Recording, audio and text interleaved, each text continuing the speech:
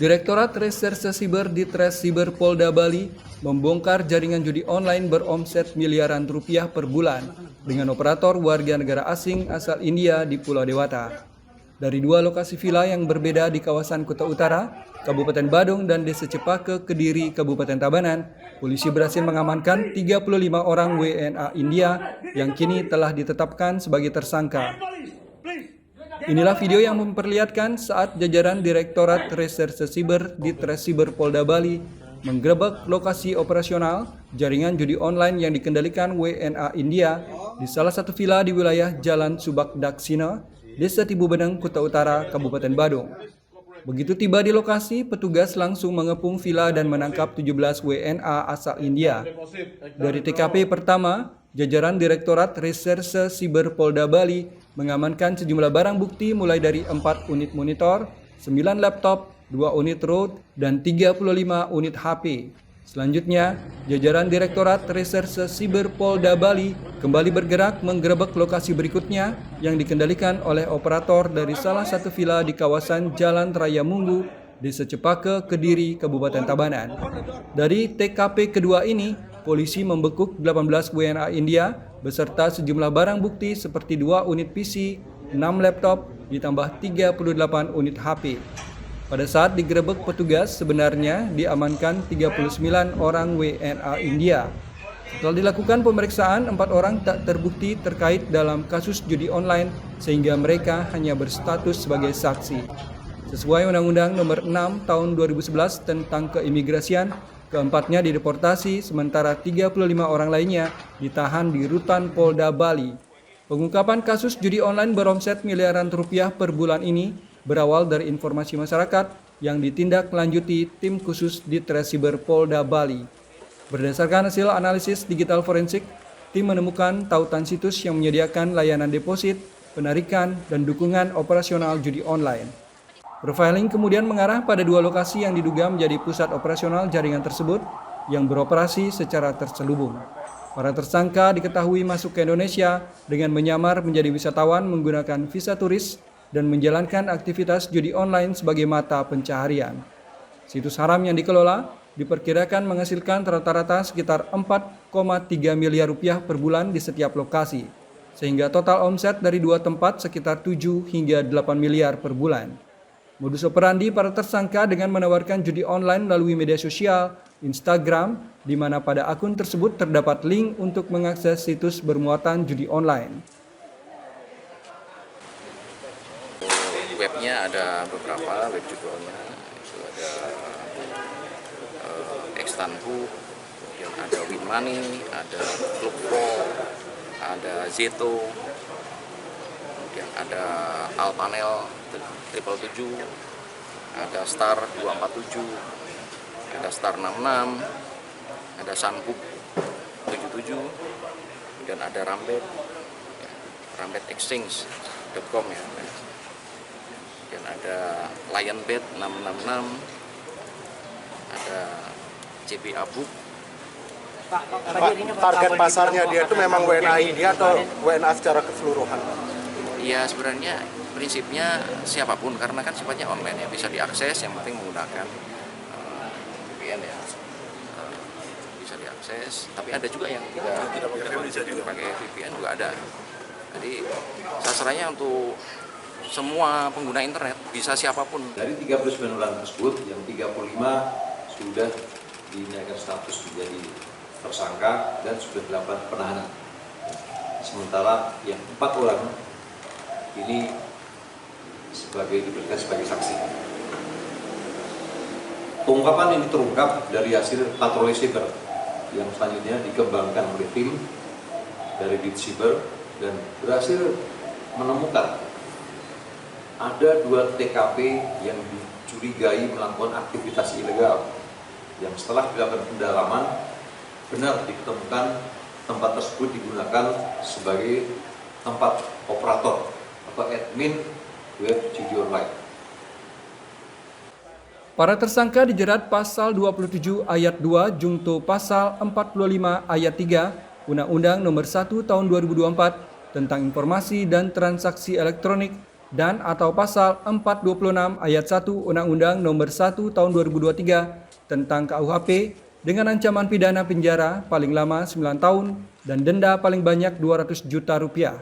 Polda Bali hingga kini masih melakukan pengembangan perkara dengan berkoordinasi dengan instansi terkait untuk mengungkap kemungkinan jaringan yang lebih luas. Laporan Alit Sidi, Badung, Garuda TV.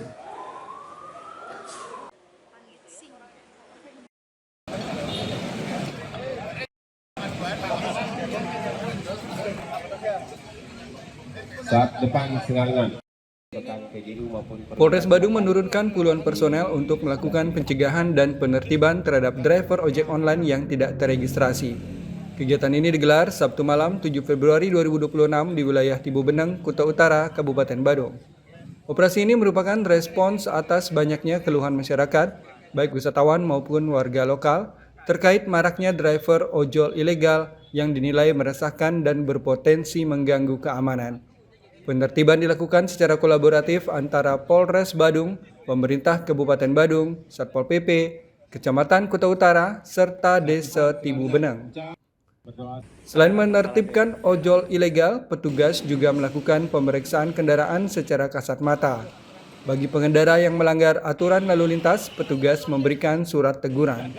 Tak hanya itu, unsur reskrim, narkoba, dan intel Polres Badung juga melakukan pemeriksaan visual untuk mengantisipasi peredaran barang-barang terlarang. Banyaknya masukan dari masyarakat, baik dari turis maupun dari warga lokal tentang banyak ditemukan driver ojol yang tidak terregistrasi. Oleh karena itu kita melakukan kegiatan berkolaborasi dengan pemerintah daerah setempat. Artinya sasarannya memang driver yang ilegal? Betul, sasaran utamanya itu, namun demikian kita juga melakukan tindakan kepolisian lainnya, yaitu pemeriksaan kendaraan yang kasat mata. Kita akan memberikan surat teguran melalui jajaran lalu lintas. Polisi turut mengimbau masyarakat untuk selalu tertib berlalu lintas, tidak membawa barang berharga berlebihan, serta menggunakan aplikasi ojek online yang resmi dan terdaftar. Jika menemukan atau mengalami tindak pidana, masyarakat diminta segera menghubungi layanan darurat Polri di nomor 110. Polres Badung menegaskan kegiatan serupa akan terus dilakukan secara rutin demi menjaga keamanan, ketertiban, dan kenyamanan kawasan pariwisata Badung. Laporan Gede Agung, Badung, Garuda TV.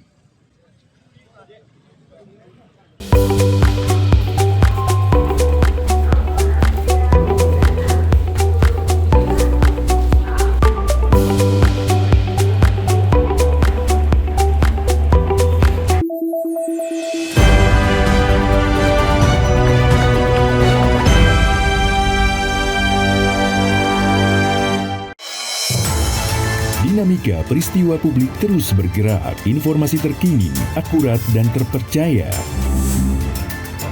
Pemerintah juga terus mempercepat penyaluran dana tunggu hunian bagi korban bencana alam di Sumatera Barat.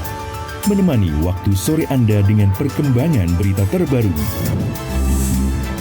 Laporan 8 petang, pukul 6 sore. Hanya di Garuda TV.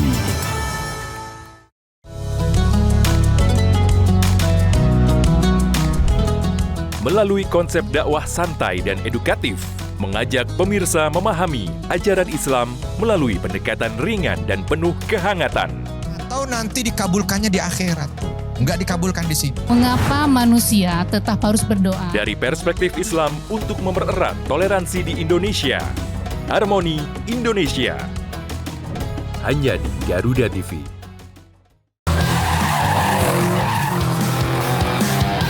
Temukan semua hal menarik tentang otomotif di sini. Pembalap harus mencetak catatan waktu tercepat. Dari inovasi terkini hingga aksi seru di arena balap kami hadirkan. Informasi lengkap dari nasional hingga internasional. Saksikan Otomotive hanya di Garuda TV.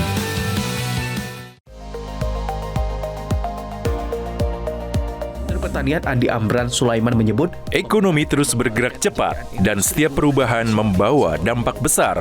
Beragam aktivitas dihadirkan. Kami hadir dengan update terkini seputar keuangan, perdagangan, investasi, hingga sektor strategis lainnya. Tahun depan, swasembada white sugar. Jangan lewatkan Ekonomi 8 pukul 10 pagi hanya di Garuda TV.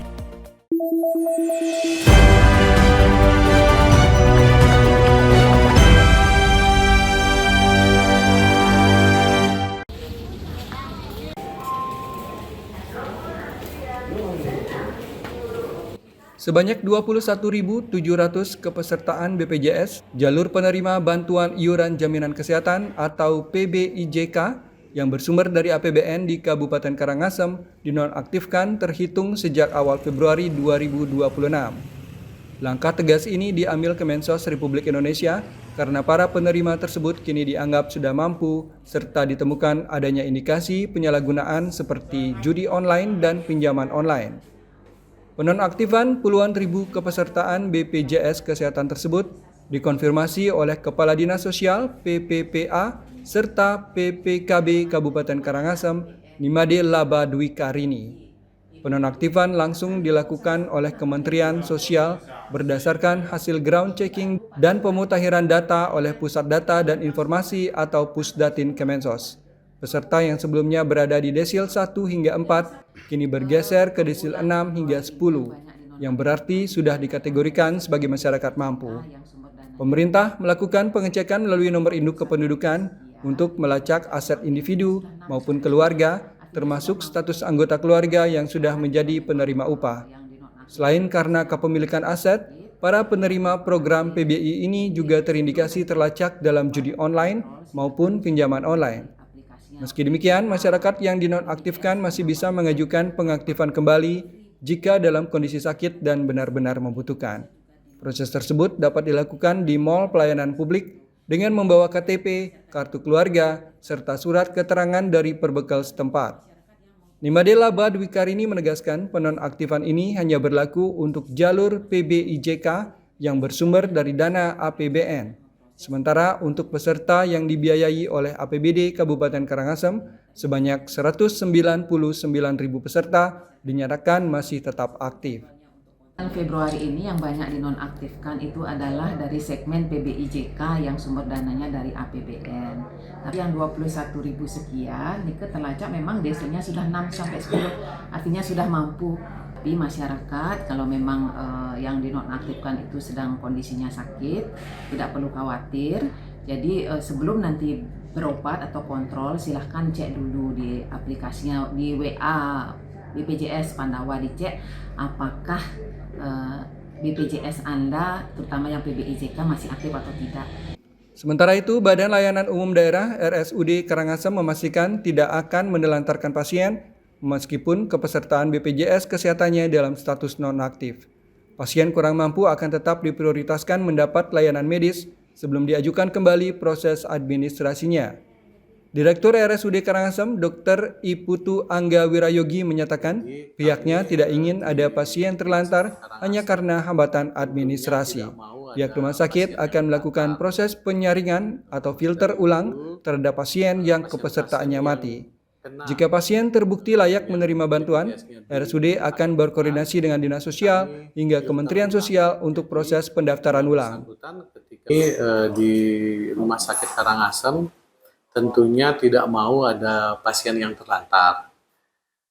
Maka dari itu pasien-pasien yang kena yang BPJS-nya dinonaktifkan, kami filter ulang. Jadi yang bersangkutan ketika memang berhak dan memang pantas menerima BPJS dari PBI itu akan kami ajukan ulang ke dinas sosial.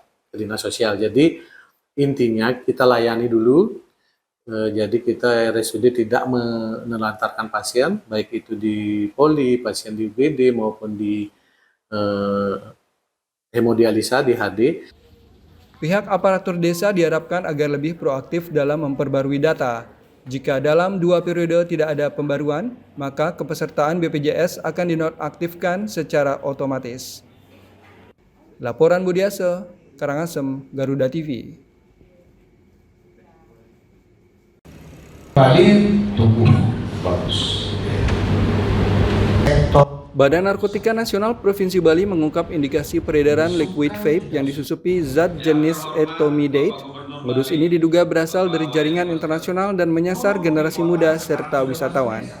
Indikasi tersebut disampaikan Kepala Badan Narkotika Nasional Provinsi Bali, Brigjen Pol Budi Sajidin, saat rapat koordinasi pencegahan, pemberantasan, penyalahgunaan dan peredaran narkotika atau P4GN di kantor Gubernur Bali.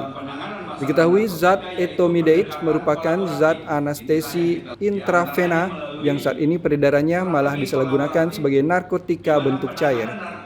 BNNP Bali menyebut pengawasan terhadap modus baru ini membutuhkan payung hukum yang jelas.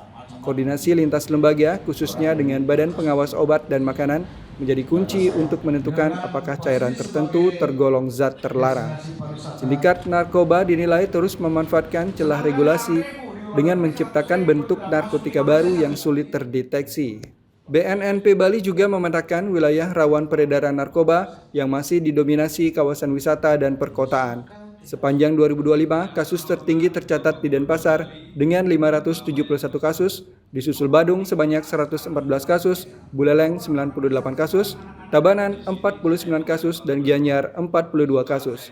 Menurut BNNP Bali, tingginya harga narkoba membuat Pulau Dewata menjadi pasar yang sangat menggiurkan bagi jaringan nasional hingga internasional. Penjualan vape, tapi cairannya itu ada narkobanya.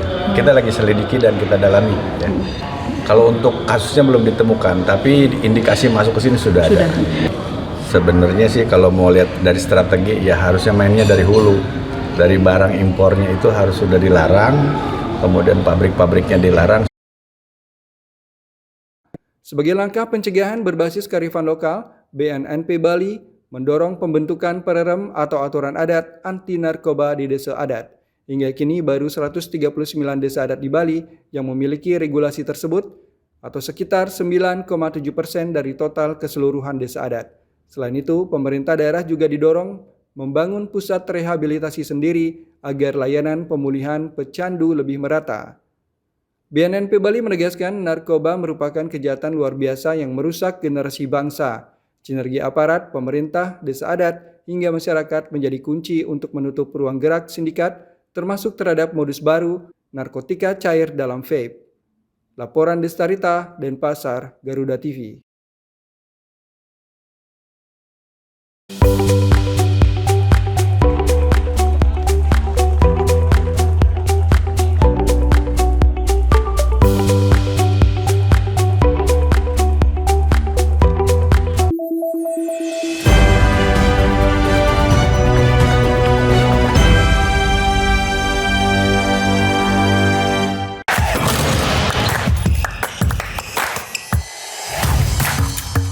Hey Basket Mania, saatnya ngobrolin segala hal tentang dunia bola basket. Ulas pertandingan terbaru, highlight pemain panas, fun facts, sampai tren dan drama di lapangan. Kita kupas tuntas bersama di Hoops Vibes. Setiap hari Minggu, pukul 1:30 siang, hanya di Garuda TV.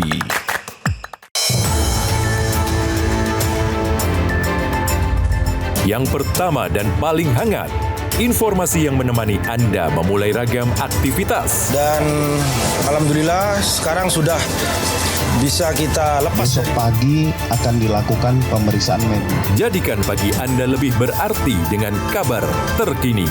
Laporan 8 pagi. Setiap hari pukul 6 pagi. Hanya di Garuda TV.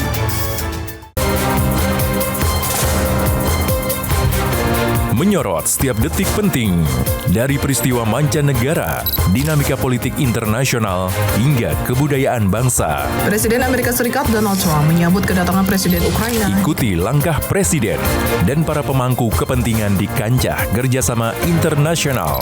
Perbatasan diplomat Thailand dan Kamboja bertemu di pos perbatasan. Dunia Kita, setiap Jumat pukul 4 sore hanya di Garuda TV. Meski hidup penuh keterbatasan, namun mereka tak pernah lelah berbagi kebaikan. Sebab setiap kebaikan pasti akan kembali dalam wujud kebaikan. Hanya seorang pemuda sederhana yang percaya bahwa bahagia tak perlulah mewah. Inilah orang baik, peduli sesama dari hati ke hati. Hanya di Garuda TV.